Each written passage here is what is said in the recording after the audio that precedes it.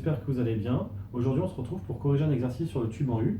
Et dans ce tube en U, on vous demande de trouver une masse volumique d'un liquide inconnu. Donc sur le schéma, on peut voir qu'on a mis 6 points. Ici, le point A, le point B, le point C, le point D, le point E et le point F. Dans ce tube en U, au fond, on a mis du mercure, que vous voyez ici dessiné en rouge. Dans cette branche-là, on a mis de l'eau en bleu. Et ici, on a mis un liquide en vert avec une masse volumique inconnue.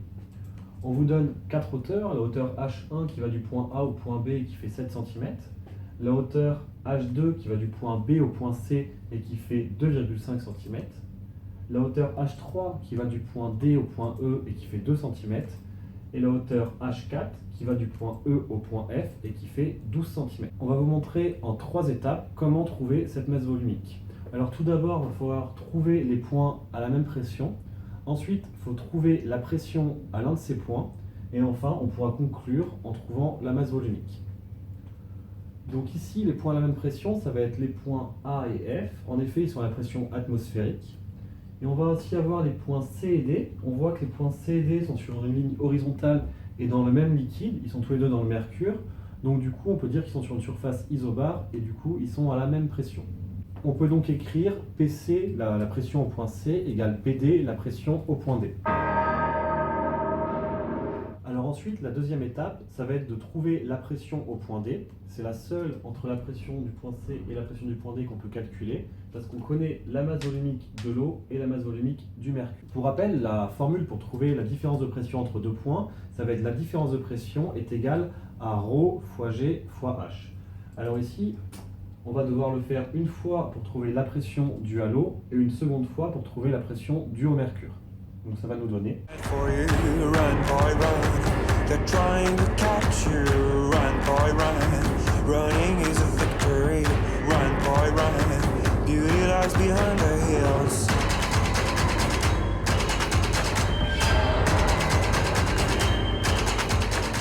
On trouve donc ici une pression relative au point D égale à 3845 pascal. Il faut faire très attention à mettre nos hauteurs en mètres et pas en centimètres parce que le pascal est une unité du système international.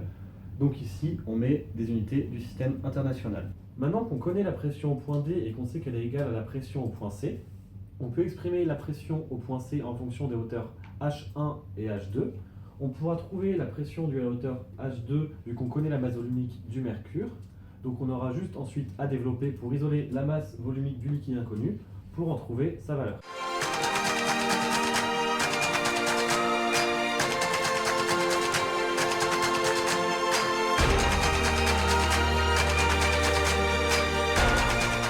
Donc ici, il faut bien faire attention à mettre toutes vos hauteurs en mètres et pas en centimètres parce qu'on cherche les unités du système international.